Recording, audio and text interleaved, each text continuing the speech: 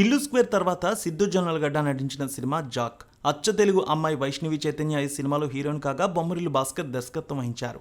Summer కానుకగా April 10ని ఈ cinema విడుదలైంది.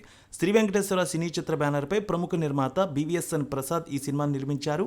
బొమ్మరిల్లు భాస్కర్ దర్శకత్వం వహించిన యాక్షన్ కామెడీ ఎంటర్టైనర్ మీద మొదట్లోనే భారీ అంచనాలు ఏర్పడ్డాయి.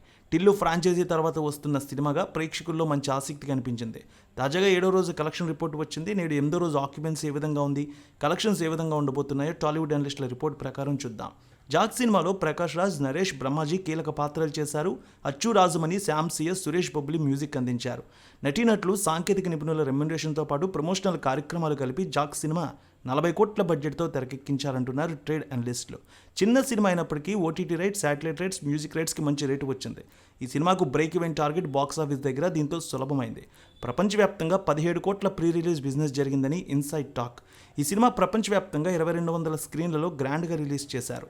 సిద్ధు జొన్నలగడ్డ క్రేజ్, వైష్ణవి చైతన్య హీరోయిన్ కావడం, చాలా రోజుల తర్వాత బొమ్మరిల్లు భాస్కర్ దర్శకత్వం చేయడంతో ఈ సినిమాపై భారీ అంచనాలు నెలకొన్నాయి. ఈ క్రేజ్తో సిద్ధు సినిమాకు అడ్వాన్స్ బుకింగ్ భారీగా జరిగాయి. తొలి రోజు 31% ఆక్యుపెన్సీ కనిపించింది. 7.5 కోట్ల రేంజ్ కలెక్షన్స్ వచ్చాయి. రెండో రోజు 4.5 కోట్లు, మూడో రోజు 3.5 కోట్ల కలెక్షన్స్ వచ్చాయి. నాలుగో రోజు 3 కోట్ల 70 లక్షలు, ఐదో రోజు 1,50 లక్షల మేర కలెక్షన్స్ అందుకుంది. ఆరో రోజు 1,56 లక్షలు, ఏడో రోజు 1,45 లక్షల మేర కలెక్షన్స్ వచ్చాయి ఈ సినిమాకి. ఇక నేడు ఆక్యుపెన్సీ 22%తో 1,35 లక్షల మేర కలెక్షన్స్ రావచ్చంటున్నారు. సిద్ధు జొన్నలగడ్డ గత చిత్రం టిల్లు స్క్వేర్తో పోలిస్తే ఈ సినిమాకి కలెక్షన్లు తక్కువగానే కనిపిస్తున్నాయి.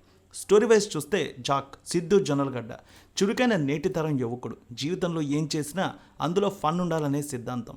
ఫన్ లేకుండా చేసే పని నరకంతో సమానమని నమ్ముతాడు. అతని తత్వం నచ్చకపోవడంతో చాలా ఇంటర్వ్యూల్లో ఫెయిల్ అవుతూ ఉంటాడు. అయినా సరే తను తీరును మార్చుకోడు. దేశాన్ని రక్షించడంలో ముందుండే రావే భాగంలో చేరాలని ఇంటర్వ్యూకి వెళ్తాడు. అందులో ఎంపిక కాకముందే ఆపరేషన్ బటర్ఫ్లై పేరుతో ఒక మిషన్ కూడా మొదలు పెడతాడు. తనలాగే రావే భాగంలో చేరాలనుకున్న IPS అధికారి రంగనాథ్తో కలిసి పొంచి ఉన్న ఉగ్రముప్పును పసిగడతాడు. వాళ్ళని పట్టుకునేందుకు రంగంలోకి దిగుతాడు. ఉగ్రవాదుల పన్నాగాన్ని జాక్ తిప్పికొట్టాడా? రాలో చివరికి అతనికి ఉద్యోగం వచ్చిందా లేదా? మరోవైపు జాక్ ఏం చేస్తున్నాడో తెలుసుకునేందుకు అతన్ని వెంటాడిన అఫ్షాన్ బేగం, వైష్ణవి చైతన్య ఎవరు, ఆపరేషన్ రెడ్ థండర్ పేరుతో సాగిన మరో మిషన్ కథ ఏమిటి?